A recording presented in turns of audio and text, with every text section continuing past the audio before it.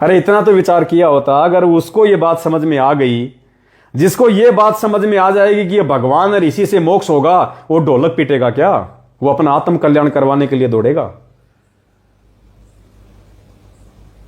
परमात्मा ने जिन लोगों को कुत्ते की संज्ञा दी है, करनी तज कथनी कथा ज्ञानी दिन रात कुत्ते ज्यों भोकत फिर सुनी सुनाई बात है।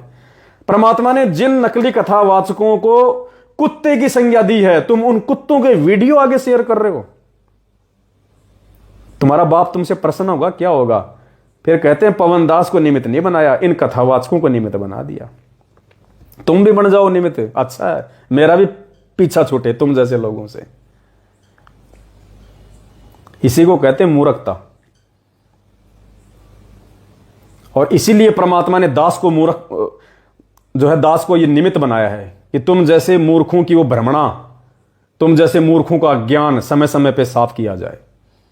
इसीलिए परमात्मा ने निमित्त बनाया, वरना मुझे कोई शौक नहीं है फालतू में थूक बिलोने का। मुझे भी भक्ति अच्छी लगती है, भक्ति से पार होऊंगा मैं। तुम लोगों को समझाने से मैं पार नहीं हो सकता, लेकिन ये जिम्मेदारी है। कल को गुरुजी आएंगे और पूछेंगे, दे बेटा हिसाब, क्या किया मेरे पीछे से, क्या किया?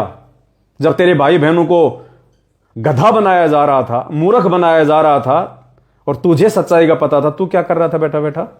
क्या जवाब दूंगा भाई साहब? मैं तो उस समय नीची गर्दन करके ना खड़ा रहूं, इसलिए अपनी जिम्मेदारी निभा रहा हूं, वरना मुझे गधों को समझाने की कोई आवश्यकता नहीं है, क्योंकि मुझे पता है कि अंत में उन गधों का क्या हाल होना है। लेकिन परमात्मा भी, क्योंकि मालिक कहते हैं ना कि कल को जब ये प्राणी धर्मराज के दरबार में जाके खड़ा होता ना, तो ये नहीं कह सकता कि मेरे को किसी ने बताया नहीं, किसी ने समझाया नहीं। परीक्षा तो सबकी होगी ना। तो वहां परमात्मा कह देगा, देख बेटा कितना समझाया जा रहा था, 27 साल से तो मैं समझा गया, 7 साल से वो मेरा कुत्ता समझा रहा था, फिर भी तुम्हारे कानों पर जू नहीं रहेंगी।